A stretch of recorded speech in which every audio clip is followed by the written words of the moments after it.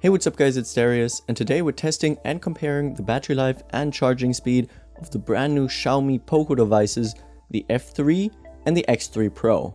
As always, they're on the same Wi-Fi network with Bluetooth and location enabled, and I've matched the brightness on both of them. But let's jump right in with YouTube. Now they're both very good devices, but there's a few differences. First of all, the battery capacity. The F3 has a respectable 4520 mAh large battery, but the X3 Pro has an even bigger 5160 mAh battery. And you actually notice it, it's quite a thick device. Another big difference is the display. Both of them are the same size at 6.67 inches with a 1080p resolution, and they're also both running at a fixed 120Hz, but the difference is that the F3 is an AMOLED, while the X3 Pro is only an LCD. It'll definitely be very interesting to see the difference between these devices. Now, to keep it fair, I've not set them to dark mode, but keep in mind, if you did run in a dark mode, the F3 would have even better battery life. An hour in, and you already see a massive difference in battery life, which is very surprising to me. You have 96% on the F3, but only 90% on the X3 Pro. That could very much be down to the difference in display technology, but let's keep going with some web browsing. This app auto refreshes a web page. I've set it to 30-second intervals. And an hour later, the trend continues. We have the same 6% gap between them, 88% on the F3 and 82% on the X3 Pro. Now we're going to move on to some Instagram. Another big difference between these devices is the processor. The X3 Pro has a Snapdragon 860, while the F3 has an 870. Both are 7nm chips, but the 870 is obviously a little more powerful and it has 5G built in. If you're enjoying this video so far, it'd be much appreciated if you drop a like down below. With 3 hours in and the F3 has extended on its lead, it's now at 81%, while the X3 Pro is at 74%. Now we're going to move on to some gaming with Subway Surfers. And here you can definitely see a difference in display technology. I don't think it translates well on camera, but in real life, there was a big difference. The F3 was a lot more saturated with nicer colors and deeper blacks. An hour later, the gap has increased once more, 71% on the F3 and only 60% on the X3 Pro. It lost 13% this round, while the F3 only lost 10%. Now we're going to run a few benchmarks, starting with Geekbench 5. And unfortunately, the F3 had an issue, which I previously already had on the Xiaomi Redmi Note 10 Pro. It seems to block the internet connection to benchmark apps. Not sure why that is, and it's weird that it works on the X3 Pro, but unfortunately, I cannot show you the benchmarks results because it just refused to do it. The same goes for the 3D Mark benchmark and Antutu. It's very unfortunate, but there's nothing really I can do about it. Instead, we're now going to move on to a standby test, as we usually don't use our devices constantly non-stop throughout the day. We're at 67% on the F3 and 57% on the X3 Pro. By the way, if you want to pick up any of these devices, there's a link to the best deals currently available. Definitely go check it out. Now, they've been in standby for 10 hours now, and they both did incredibly well.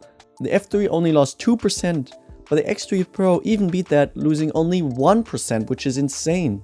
But now we're going to move on to Netflix. It really drained the battery on the X3 Pro. It's now down to only 40%, while there's 58% remaining on the F3.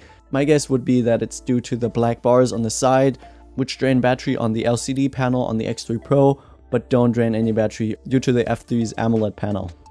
Now we're going to move on to a Zoom call. Now, after our 40-minute meeting, they both did equally as well. The F3 lost 10% and the X3 Pro lost 11%. Now we're going to move on to some 4K video recording. And a little weird was that it only records the video 8 minutes at a time, which seems to be a thing with Xiaomi devices. The same thing happened on the Redmi Note 10 Pro. I'm not sure why, it's not overheating or out of storage or anything, but I guess it's not a big deal. We just hit the 7-hour mark. In the last round, they both equally lost 19%. The X3 Pro now only has 10% remaining and the F3 29%. Now we're going to move on to some more light gaming. And after 7 hours and 38 minutes, the Poco X3 Pro died, which to be honest is a good result, but I definitely did not expect this. It has a much bigger battery than the F3 Pro, and the only differences is the processor and the LCD versus AMOLED. I personally wouldn't have thought that it made that much of a difference. The F3 is still going strong though, hitting the 8-hour mark with 21% remaining. We're now going to move on to some Twitch streaming. An hour later, it's still at 13% remaining. We're going to jump into some TikTok. And the F3 lasted a whopping 9 hours and 48 minutes, which is an amazing result. I definitely did not expect this. But now we're going to move on to the charging test. But before we do, let me quickly tell you about this video sponsor. NordVPN is a service that lets you encrypt your internet traffic. I'm sure you already know what a VPN is. It basically lets you access the internet securely. It protects your private data, especially when you're using a public Wi-Fi, for example. It also allows you to unblock movies and series from different regions on Netflix and other streaming services, which I've actually done a bunch recently, and it actually works. I've used other VPNs in the past where it didn't. You can connect up to 6 devices simultaneously, and there's no data logging. Personally, I've used quite a few VPNs in the past, but what's great about NordVPN is how easy and fast you can set it up, and the speed. You think when you're connected to the internet on the other side of the world that it would be slow, but I've had no issues whatsoever. You can save up to 70% of a subscription, and currently, for a limited time only, if you go with a 2-year plan, you get an additional free month and a free surprise gift if you use the link in the description below and promo code DariusK. Now back to the video. Now they both have the same 33 watt fast charging, but they have different battery capacities obviously. So it'd be quite interesting to see how fast they charge. Now the great thing is that they both actually come with the charging brick included, which is very nice, especially given that they are not the most expensive devices out there.